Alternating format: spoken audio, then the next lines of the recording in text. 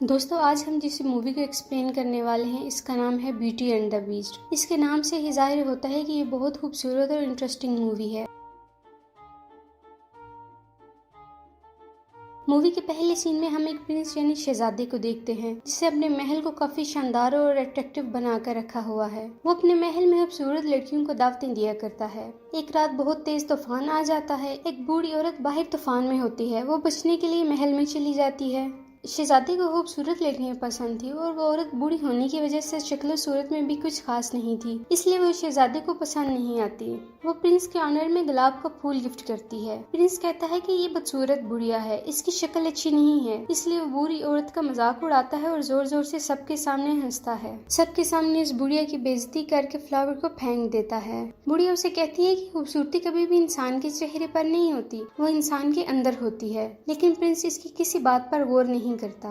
फिर यहाँ एक अजीब वाकया होता है। देखते ही देखते वो बूढ़ी औरत एक खूबसूरत लड़की में बदल जाती है। दरअसल में ये एक जादूगरनी होती है जो कि एक बुढ़िया के रूप में आती है ताकि प्रिंस को आजमा सके। उसे समझ आ जाती है कि प्रिंस के दिल में प्यार नाम की कोई चीज नहीं है, इसलिए वो उसे बीस्ट यानी जानवर बना देती है। प्रिंस परेशान हो जाता है और उसे रिक्वेस्ट करता है कि ऐसा ना करे, लेकिन वो उसे बीस्ट बना देती है। जादूगरनी के ऐसा करने की वजह से आस्ता आस्ता लोग प्रिंस को भूल जाते हैं। यहाँ हमें ये पता चलता है कि जादूगरनी ने शहजादे को जो फूल दिया था वो कोई आम फूल नहीं था, बल्कि एक जादुई फूल था। ये फूल एक्सेप्ट ना करने की वजह से इस जादूगरनी ने कर्ज दे दिया। ये कर्ज तब खत्म होगा जब इसके आखिरी पत्ती यानी पेटल गिरने से पहले शहजादे को किसी से प्यार हो जाए और उसे भी शहजादे से प्यार हो जाए। अगर आखिरी पत्ती गिरने से पहले किसी ने शहजादे से प्यार ना किया तो कभी भी इंसान नहीं बन पाएगा और हमेशा बीस्ट ही रहेगा। काफी साल गुजर जाते हैं और कोई भी महल में नहीं आता। अगले सीन में हमें महल के साथ वाले गाँव में एक बेल नामी लड़की को दिखाया जाता है जिसे किताबें पढ़ने का बहुत शौक होता है। बेल के फादर एक डिजाइनर होते हैं। इसी गांव में एक गस्टोन नाम का लड़का होता है जो कि बेल से शादी करना चाहता है, लेकिन वो नहीं मानती क्योंकि वो एक मगरूर इंसान था। एक दिन बेल के फादर को किसी काम से जाना था। जिस रास्ते से वो जा रहे थे वो जंगल से गुजरता है। रास्ते में उसके फादर देखते हैं कि आग लगी हुई है। वो मुड़ जाते हैं और एक दूसरे रास्ते से चले जाते हैं। वो घोड़े पर सवार होकर आगे जाते हैं। वो कुछ भेड़ियों को देखते हैं जो उनके पीछे लग जाते हैं। वो अपनी जान बचाते हुए भागते हैं और बीस्ट के महल के पास आ जाते हैं। वो जब अंदर जाते हैं तो देखते हैं कि महल में कोई नजर नहीं आ रहा, लेकिन कैंडल्स भी जल रही हैं और मेज पर खाना भी रखा हुआ है। बेल के फादर को भूख लगी होती है और वो खाना खाना शुरू कर देते हैं। अब कहानी में एक नया ट्विस्ट आता है। मेज पर रखा हुआ कप बेल के फादर से बातें करना शुरू कर देता है। बेल के फादर को लगता है कि यहाँ कोई घोस्ट है जो उन्हें तंग कर रहा है। मैं तुमसे नहीं डरता, ये कहकर वो वहाँ से भाग जाते हैं। अब यहाँ सवाल ये पैदा हो कि वो कप कैसे बातें कर रहा है। बात असल में ये है कि जादूगरनी के जादू की वजह से महल के सब इंसान चीजों में बदल गए थे। बेल के फादर भागते हुए बाहर आते हैं तो उन्हें गार्डन नजर आता है जिसमें बहुत प्यारे फूल थे। उन्हें याद आता है कि बेल ने उनसे फूल लाने को कहा था। वो एक फूल तोड़ लेते हैं। बीस्ट ये सब देखता है तो उसे बहुत गुस्सा आता है। वो उन्हें कैदी बना लेता है, उनकी कोई बात नहीं सुनता। बेल के फादर का घोड़ा वहाँ से भाग जाता है और वापस गाँव पहुँच जाता है। बेल जब घोड़े को अकेले देखती है तो समझ जाती है कि बाबा किसी मुश्किल में है। वो उनकी मदद के लिए घोड़े पर बैठकर गाँव से बाहर आ जाती है। घोड़ा उसे महल में ले आता है। यहाँ आकर वो देखती है कि इसके फादर को बीस्ट ने कैदी बना लिया है। बेल के फादर उसे कहते हैं कि ये सारा महल जिंदा है, इसलिए जितना जल्दी हो सके यहाँ से भाग जाओ। मैंने तुम्हारे लिए फ्लावर तोड़ा, इसने मुझे यहाँ कैदी कर दिया। बेल के जाने से ही पहले वहाँ बीस्ट आ जाता है। वो उसे देखकर खौफजदा हो जाती है क्योंकि वो बीस्ट था और काफी खौफनाक लग रहा था। बेल ये जाहिर करती है कि मुझे डर नहीं लग रहा। वो कहती है कि मैं अपने फादर से मिलना चाहती हूँ, लेकिन बीस्ट ये नहीं चाहता कि वो अपने फादर से मिले। वो कहती है कि तुम बहुत जालिम हो, बस एक फूल तोड़ने पर तुमने मेरे बाबा को कैदी बना लिया। फूल लाने के लिए मैंने ही उन्हें कहा था। वो बहुत जिद करती है। बीस्ट उसे कहता है कि ये दरवाजा अगर एक बार बंद हो गया तो दोबारा कभी नहीं खुल पाएगा। बीस्ट दरवाजा ओपन करता है। बेल अंदर जाती है और अपने फादर से मिलती है। वो अपने फादर को बाहर पुश करती है और दरवाजा बंद हो जाता है। बीस्ट के अकॉर्डिंग वो दरवाजा अब दोबारा नहीं खुलेगा और बेल अंदर रह जाती है। अब बीस्ट बेल के फादर को आजाद कर देता है। बीस्ट की गैर मौजूदगी में घड़ी कैंडल स्टैंड बेल के पास जाते हैं। असल में ये इंसान ही थे जो कर्ज की वजह से चीजों में बदल गए थे। ये चीजें भी इंसानों की तरह बात कर सकती थी, सुन सकती थी, चल सकती थी।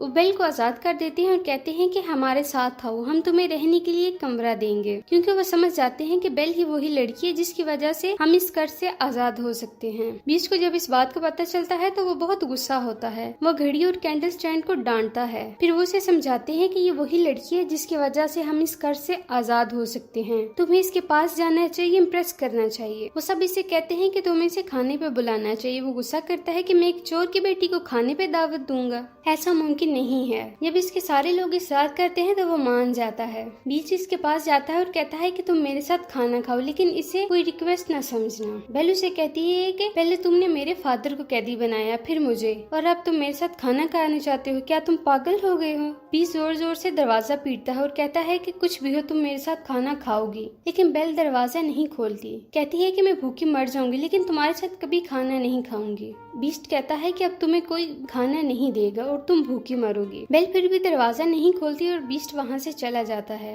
अब घर की सारी चीजें यानी घड़ी, कैंडल स्टैंड, पेज, कप, सब चीजों को समझ आ जाती है कि बेल ही वही लड़की है जिसकी वजह से वो इस कर्ज से आजाद हो सकते हैं। अब बीस्ट उस फ्लावर के पास जाता है और देखता है कि इसकी काफी पत्तियां टूटकर गिर चुकी हैं। अगर इसकी आखिरी पत्ती गिरने से पहले किसी को बीस्ट से प्यार ना हुआ तो वो हमेशा बीस्ट ही रहेगा और कभी इंसान नहीं बन सकेगा, और महल की बाकी चीजें हमेशा के लिए बेजान बन जाएंगी। कर्ज कभी खत्म नहीं होगा। फ्लावर पर बहुत कम पत्तियां रह गई हैं जो कि बहुत जल्द टूटकर गिर जाएंगी। अब अगले सीन में हम बेल के फादर को देखते हैं कि जो कि गांव में वापस आ गए हैं। वो सबको बताते हैं कि जंगल के पास एक महल है, इसमें बीस्ट रहता है, उसने मेरी बेटी को कैद कर लिया है, उसकी जान खतरे में है। कोई भी इनकी इस बात पर यकीन नहीं करता और कहानी समझते हैं। गेस्टोन और उसका एक साथी बेल के फादर की मदद के लिए राजी हो जाते हैं और जंगल की तरफ रवाना हो जाते हैं। बेल के फादर जिस रास्ते पर गए थे वो उन्हें नहीं मिलता। इस बात पर गेस्टोन को काफी गुस्सा आता है। गेस्टोन कहता है कि क्या तुम पागल हो गए हो? यहाँ ना कोई महल है और ना कोई बीस्ट। ये भी कहता है कि मैं तुम्हारी बेटी से प्यार करता हूँ और उससे शादी करूंगा। बेल के फादर कहते हैं कि तुम्हारी ये ख्वाहिश कभी पूरी नहीं हो सकती।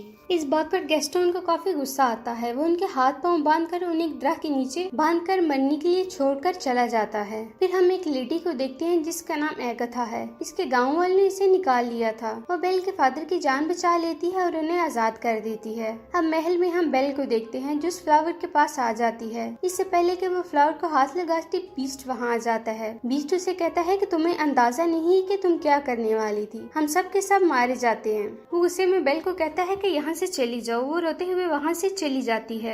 बेल घोड़े पर सवार होकर जंगल से गुजर रही होती है कि भेड़ियों से घेर लेते हैं। इससे पहले कि वो भेड़िए बेल को नुकसान पहुंचाते वहाँ बीस्ट आ जाता है। वो उनका मुकाबला करता है। वो उन सबको मार भगाता है लेकिन खुद इंजर्ड हो जाता है। बेल घोड़े पर बैठकर जाने वाली होती है तो वो देखती है कि बीस्ट जमीन पर गिर चुका है और काफी इंजर्ड है। बेल की जान उसने बचाई थी इसलिए वो जाने के बजाय इसकी मदद करती है। वो कहती है कि मैं तुम्हें उठा नहीं सकती इसलिए तुम्हें हिम्मत करके खुद ही उठना होगा। बीस्ट खड़ा हो जाता है। वो उसे अपने साथ लेकर महल में आ जाती है। बेल दोबारा उसी महल में आ गई थी। सारी चीजें उसे देखकर बहुत खुश हो गई थी। वो सब चाहते थे कि बेल और बीस्ट एक दूसरे से प्यार करें और कर्ज खत्म हो जाए। वो बेल को असली कहानी नहीं बताते, बस इतना बताते हैं कि जब इस फ्लावर की आखिरी पत्ती गिरेगी तब हम सब बेजान हो जाएंगे और बीस्ट हमेशा के लिए बीस्ट रहेगा। बेल बीस्ट को बैंडेज लगाती है। बेल जब बीस्ट के पास होती है तो वो एक शेर पढ़ती है क्योंकि बेल को किताबें, कहानियों और पोएट्री पढ़ने का बहुत शौक था। इस शेर को बीस्ट मुकम्मल करता है। ये बात बेल को काफी हैरान कर देती है। बेल इससे पूछती है कि क्या तुम्हें पोएट्री में इंटरेस्ट है?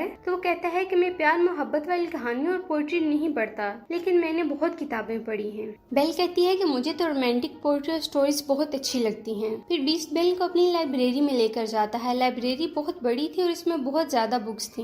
बेल इतनी ज्यादा किताबों को देखकर हैरान भी हो जाती है और पुरजोश भी, क्योंकि गाँव में से पढ़ने के लिए बुक्स नहीं मिलती थी। बीस्ट उसे कहता है कि तुम चाहो तो हमारे साथ इधर रह सकती हो। ये सुनकर बेल खुश हो जाती है। इस तरह वक्त गुजरने के साथ साथ वे एक दूसरे के साथ टाइम स्पेंड करते हैं। दोनों के एक दूसरे की पसंद नापसंद का पता चल जाता है। इकट्ठे खाना खाते हैं, बातें करते हैं। फिर बीस्ट बेल को एक जादुई बुक दिखाता है। वो कहता है कि मुझे एक जादूगरनी ने दी थी। इस बुक की मदद से हम अपनी जिंदगी के किसी भी हिस्से को देख सकते हैं, यानी टाइम ट्रेवल कर सकते हैं। बेल अपनी जिंदगी के उस हिस्से में जाना चाहती है जब उसने अपनी माँ को आखिरी बार देखा था। बेल जब उस टाइम में जाती है तो देखती है कि उसकी माँ को एक इन्फेक्शन हो गया था। वो उसके फादर को कहती है कि मेरी बेटी को लेकर हमेशा के लिए चले जाओ, कहीं ये इन्फेक्शन भी इसे ना हो जाए। ये बात बेल को काफी अफसुर्दा कर देती है।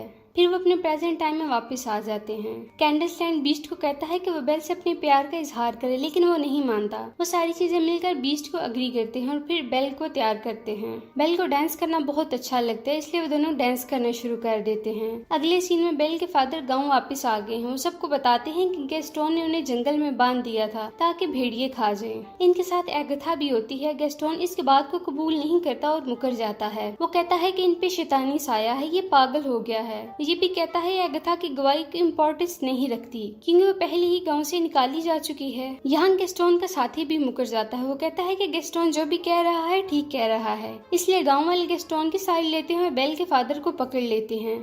अब हम महल में बेल और बीस्ट को देखते हैं जो कि डांस कर रहे हैं और काफी एंजॉय कर रहे हैं। बीस्ट कहता है कि मैं इन फीलिंग्स को काफी एंजॉय कर रहा हूँ, मैं तो जैसे भूल ही गया था। बेल कहती है कि मेरे फादर ने मुझे डांस करना सिखाया है। बीस्ट पूछता है कि क्या तुम अपने फादर को मिस करती हो, तो वो कहती है कि हाँ, बहुत ज्यादा। बीस्ट उसे एक जादुई मिरर दिखाता है जिसमें हम हर उस शख्स को देख सकते हैं जिसे हम देखना चाहते हैं। वो मिरर में अपने फादर को देखती है। गाँव वालों ने उन्हें कैदी बना लिया है। ये देखकर बेल परेशान हो जाती है। बीस्ट उसे कहता है कि तुम्हें अपने फादर के पास जाना चाहिए और साथ में वो उसे मिरर भी दे देता है और कहता है कि जब तुम्हें मेरी याद आए तो मेरी बदसूरत शक्ल को इस मिरर में देख लेना। बेल अपने फादर को बचाने गांव में आ जाती है। महल में बीस्ट अकेला हो गया था। वो बहुत मिस करता था बेल को क्योंकि वो इसे बहुत प्यार करता था। बीस्ट और उसके बाकी साथी भी काफी अपसेट हो जाते हैं क्योंकि उनका कर्ज कभी खत्म नहीं होगा और हमेशा ऐसे ही रहेंगे। बेल अपने गाँव में पहुंच जाती है। वो देखती है कि गाँव वालों ने इसके फादर को कैदी बना लिया है। वो कहती है कि मेरे फादर जो कह रहे हैं ठीक कह रही हैं। जंगल में एक महल है और इसमें एक बीस्ट रहता है।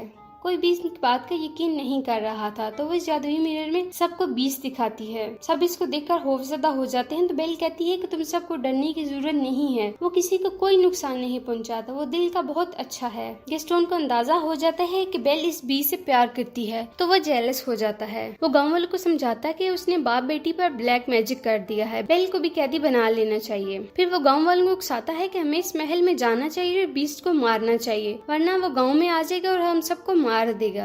गाँव वाले इसकी बातों में आ जाते हैं और पूरा गांव महल में बीस्ट को मारने आ जाता है। जब वो आते हैं तो बीस्ट के सारे साथी इन पर अटैक करते हैं। गांव वालों को समझ नहीं आता कि ये क्या हो रहा है क्योंकि वो तो बेजान चीजें थी। उधर गैस्टोन बीस्ट के पास पहुंच जाता है। बीस्ट बेल के जाने से काफी उदास होता है। गैस्टोन कहता है कि तुम क्या समझते हो, बेल तुमसे प्यार करती है, उसने तुम्हें मारने के लिए हम सबको भेजा है। ये कहते ही वो बीस्ट पर गोली चला देता है और नीचे गिरने वाला होता है। इससे पहले वो टेरिस के टॉप को पकड़ लेता है। इससे पहले कि गैस्टोन दूसरी गोली चलाता है, बेल वहाँ आ जाती है और कहती है कि गैस्टोन झूठ बोल रहा है। वो गैस्टोन को रोकने के लिए उसका हाथ पकड़ती है और वो भी नीचे गिर जाता है। गैस्टोन की गन भी इसके साथ गिर जाती है। बीस्ट ऊपर आने की कोशिश करता है। इसके साथ बेल उसे बताती है कि मैंने गांव वालों को रोकने की कोशिश की। बेल को देखने के बाद बीस्ट के अंदर हिम्मत आ जाती है। अब वो गैस्टोन का मुकाबला करना चाहता है। वो गैस्टोन के पास जाता है और उसे पकड़कर हवा में कर देता है। उसे फेंकने ही वाला होता है कि वो बीस्ट से रिक्वेस्ट करता है कि मुझे छोड़ दो, प्लीज मुझे छोड़ दो। बीस्ट उसे कहता है कि मैं बीस्ट नहीं हूँ और ये कहकर वो उसकी जान छोड़ देता है और कहता है कि चले जाओ यहाँ से। बीस्ट बेल के पास आ जाता है। गैस्टोन मौके का फायदा उठाकर पीछे से गोलियां चलाता है और बीस्ट को जख्मी कर देता है। गैस्टोन जिस जगह पर खड़ा होता है वो भी गिर जाती है और गैस्टोन नीचे गिरकर मर जाता है। बीस्ट की हालत काफी खराब होती है क्योंकि वो शदीद जख्मी था और आखिरी सांसें ले रहा था। बेल उसे कहती है कि मैं अब तुम्हें कभी छोड़कर नहीं जाऊंगी। बीस्ट कहता है कि लेकिन मेरे जाने का वक्त तो आ गया है। बेल कहती है तुम्हें कुछ भी नहीं होगा, सब ठीक हो जाएगा। और फिर देखते ही देखते इसकी आखिरी पत्ती भी गिर जाती है और बीस्ट बिल्कुल खामोश हो जाता है।